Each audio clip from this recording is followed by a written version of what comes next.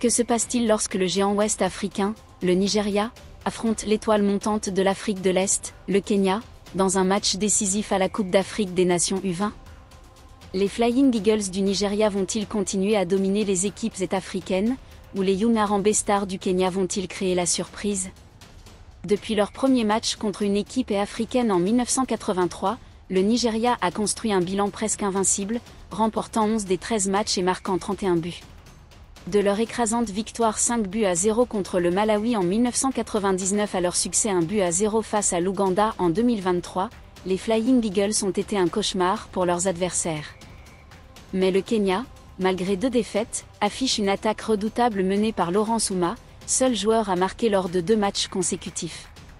Ce soir, au stade du 30 juin au Caire, le Nigeria n'a besoin que d'un point pour se qualifier, tandis que le Kenya joue pour l'honneur. Ce n'est pas qu'un match, c'est un choc de légendes, de statistiques et de rêves. Plongeons dans l'histoire, les chiffres et les enjeux de cet affrontement électrisant. La domination du Nigeria face à l'Afrique de l'Est. Le parcours du Nigeria contre les équipes africaines à la Coupe d'Afrique des Nations U20 a débuté en 1983, lorsqu'ils ont affronté le Zimbabwe sur 2 matchs. Ils l'ont emporté 3-2 sur l'ensemble des 2 rencontres, posant les bases d'une domination durable.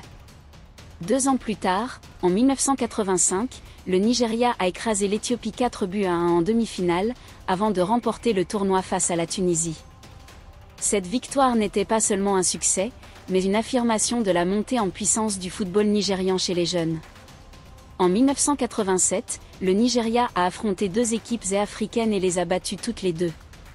Ils ont dominé la Zambie 3-2 au premier tour et ont surclassé la Somalie en demi-finale, démontrant leur capacité à gérer des adversaires variés. En 1993, le Nigeria a poursuivi sur sa lancée, battant Maurice 2-0 en phase de groupe. 2 ans plus tard, ils ont de nouveau croisé la Zambie en phase de groupe, s'imposant 2-1 dans un match disputé. Le point culminant de cette domination est survenu en 1999, lorsque le Nigeria a pulvérisé le Malawi 5-0 en phase de groupe, leur plus large victoire contre une équipe africaine. La même année, ils ont obtenu un rare match nul 0-0 contre la Zambie, preuve que même leur match nul était âprement disputé.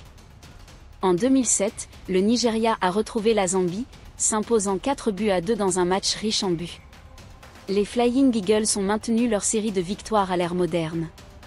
En 2019, ils ont battu le Burundi 2-0 en phase de groupe, et en 2023, ils ont poursuivi leur maîtrise avec une victoire 2-0 contre le Mozambique et un succès 1-0 en quart de finale contre l'Ouganda. Sur 13 matchs contre des équipes africaines, le Nigeria affiche 11 victoires, un nul et une défaite, avec 31 buts marqués. Cette domination historique ne se limite pas aux chiffres, elle repose sur un style d'attaque incessant, une résilience défensive et une adaptabilité. Des joueurs comme Daniel Barneyi, avec 75 ballons touchés contre le Maroc, et le gardien Ebenezer Harcourt, qui a gardé 2 clean sheets, incarnent ce mélange de flair et de discipline. Alors que le Nigeria se prépare à affronter le Kenya, cet héritage pèse lourd, mais l'histoire seule ne garantit pas la victoire. Le défi audacieux du Kenya. Les Young Harambee Stars du Kenya sont peut-être outsiders, mais ils n'ont pas peur de défier les pronostics. Entrant dans leur dernier match de groupe contre le Nigeria, le Kenya est sans victoire, ayant perdu 3-2 contre le Maroc et 3-1 contre la Tunisie. Pourtant, leur performance révèle une équipe pleine de cœur, de combativité et de puissance offensive.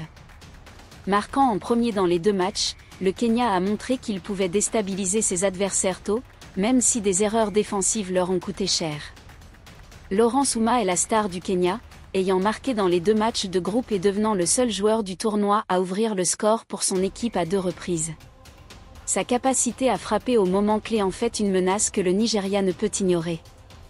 L'attaque kenyane est renforcée par ses 11 tirs cadrés, leader du groupe B, contrastant avec les 7 du Nigeria. Avec un taux de conversion de 14,29%, juste derrière la Tunisie, 17,65%, le Kenya a les armes pour défier la défense nigériane, qui n'a pas encore encaissé de but dans ce tournoi. Défensivement, le Kenya doit progresser. Ils ont concédé 6 buts, 3 dans chaque match, avec des failles exposées en fin de première mi-temps et dans les 20 dernières minutes. Cependant, leurs 34 tacles le plus haut du groupe B témoignent d'une équipe prête à se battre pour chaque ballon. Les gardiens Clifford Oduor et Bernard Jairo ont été sous pression, Jairo affichant un taux d'arrêt de 67% contre le Maroc. Ce match marque la première rencontre du Kenya avec une équipe ouest-africaine à ce stade de la Coupe d'Afrique des Nations U20, ajoutant une dose d'imprévisibilité. Bien que l'avantage historique du Nigeria soit indéniable, le style agressif et l'état d'esprit sans pression du Kenya pourraient rendre ce match plus serré que ne le suggèrent les statistiques. Pour le Kenya, il ne s'agit pas seulement de points, mais de fierté et de prouver qu'ils ont leur place sur cette scène. Les enjeux et les scénarios. Pour le Nigeria, l'équation est simple, un point suffit pour atteindre les phases éliminatoires, et une victoire pourrait leur permettre de terminer en tête du groupe B si le Maroc et la Tunisie font match nul ou si la Tunisie l'emporte. Les Flying Eagles visent une 9e apparition consécutive en phase éliminatoire, un témoignage de leur constance depuis 1993. Un match nul 0-0 marquerait leur plus faible total de buts en phase de groupe depuis 2001, mais contrairement à cette année-là, ils se qualifieraient. Éviter la défaite ferait de ce tournoi leur 8e phase de groupes invaincus, un exploit remarquable. Le Kenya fait face à un défi plus ardu. Sans victoire et avec une défense fragile, ils ont besoin d'un miracle pour avancer. Même une victoire pourrait ne pas suffire si les autres résultats ne leur sont pas favorables. Pourtant, l'objectif du Kenya va au-delà des points. Une performance solide contre le Nigeria signalerait leur potentiel et poserait les bases pour les futurs tournois. Pour des joueurs comme Ouma, c'est une chance de briller sur la scène continentale et d'attirer l'attention des recruteurs. Le stade du 30 juin au Caire sera électrique, avec les supporters nigérians attendant une nouvelle démonstration de force et ceux du Kenya espérant un exploit historique. La dernière défaite du Nigeria dans un dernier match de groupe remonte à 2007, un revers 2-0 contre le Cameroun, mais il s'était qualifié. Le Kenya, avec son attaque explosive, cherchera à reproduire cet exploit tout en resserrant sa défense contre les contre-attaques nigérianes. Ce match est une vitrine du football africain chez les jeunes, tradition contre ambition, expérience contre fin de victoire. L'héritage du Nigeria est en jeu, mais l'esprit intrépide du Kenya pourrait en faire un classique. Au coup de sifflet au stade du 30 juin, le Nigeria et le Kenya écriront le prochain chapitre de leur histoire à la Coupe d'Afrique des Nations U20. Les Flying Eagles portent le poids de l'histoire, avec 11 victoires en 13 matchs contre les équipes africaines et une défense inviolée. Les Young Harambee Stars, menés par l'électrique Laurent Ouma, apportent une attaque audacieuse qui pourrait perturber les plans nigérians. Ce n'est pas qu'un match, c'est une bataille pour l'héritage, la fierté et une place en phase éliminatoire. Le Nigeria a besoin d'un point pour poursuivre sa légende, tandis que le Kenya lutte pour un miracle et le respect. Les Flying Eagles s'envoleront-ils à nouveau, ou le Kenya réalisera-t-il un exploit mémorable? Restez connectés, car ce choc à la Coupe d'Afrique des Nations U20 est plus qu'un match, c'est une célébration des futures stars africaines. Abonnez-vous, likez et partagez pour rejoindre la conversation alors que l'histoire s'écrit au Caire. Qui s'élèvera, qui tombera? Les réponses sont à 90 minutes.